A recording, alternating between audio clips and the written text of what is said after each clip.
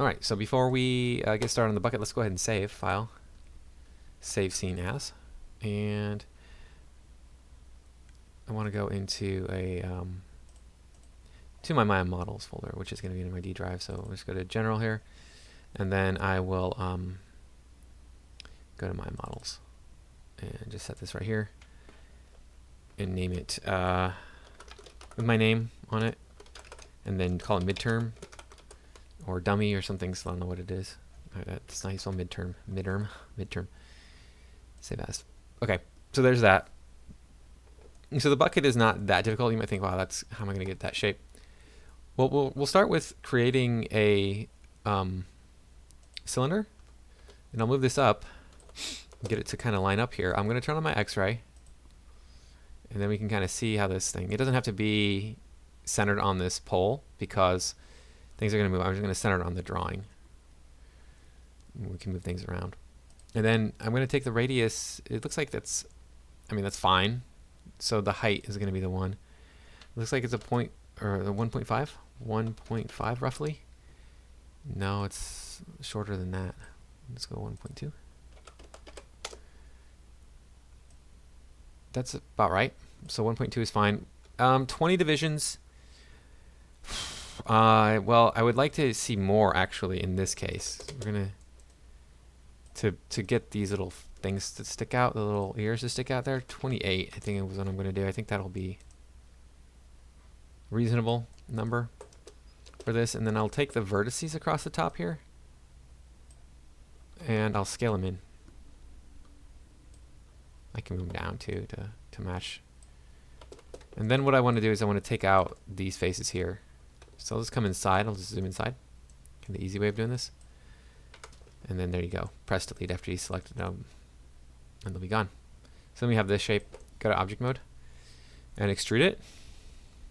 Actually, let's add on some divisions first, because we want to put that dent in on the side at least. So add some divisions in here. Notice I'm just kind of randomly sticking them in here. I can always slide them around if I want to get them more even. Like, oh, those aren't even. I don't like it. You can kind of slide them a little bit and kind of get them to be more even.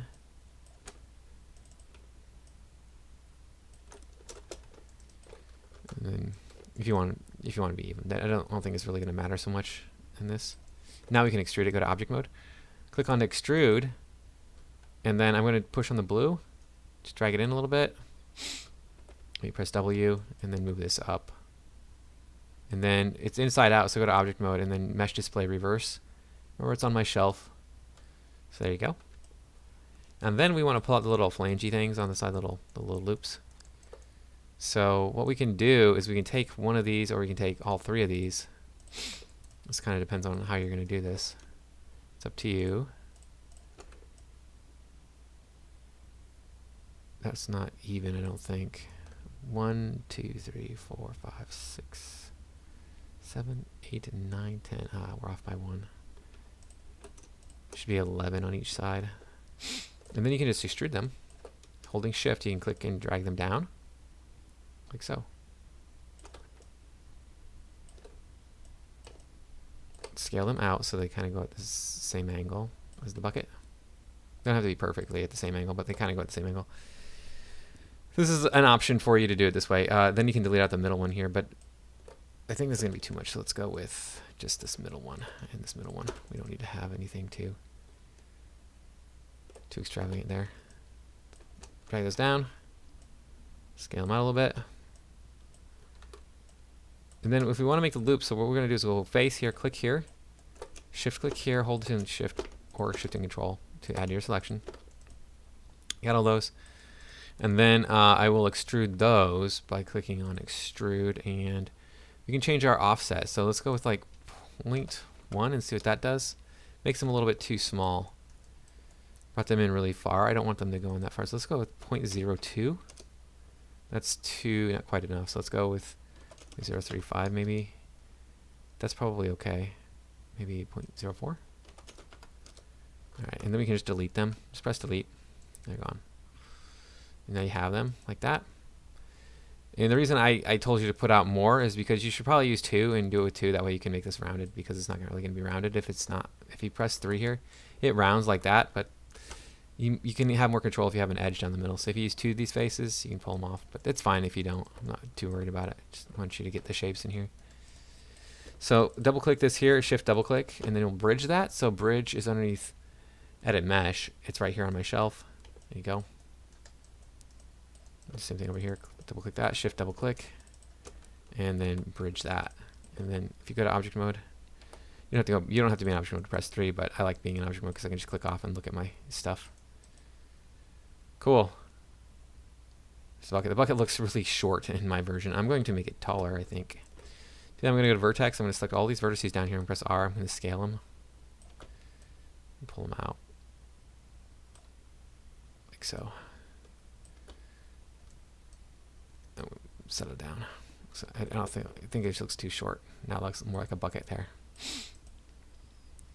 All right, so I'm going to press 1. This needs to be sharpened up here so it doesn't collapse so readily. So add an edge loop there, add an edge loop out here.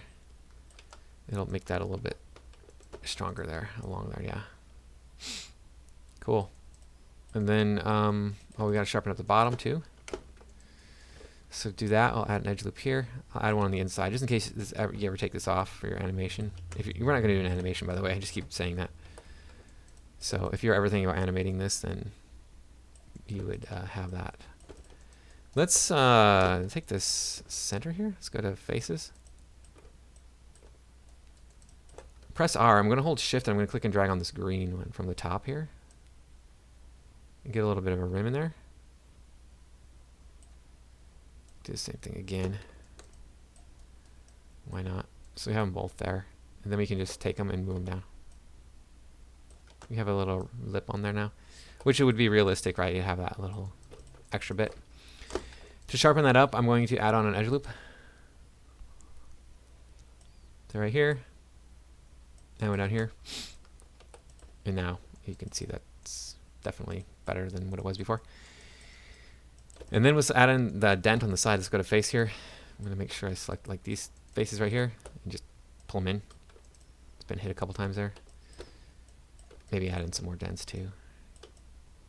Right-handed, so the right side gets mangled. More so than any other part of it. Grab these down here, maybe. Bring that in. There you go. Dents. Pretty cool. All right, so we got a bucket on top of our dummy. Now we got to put in the pillow and the straps for the pillow, and we'll be all done.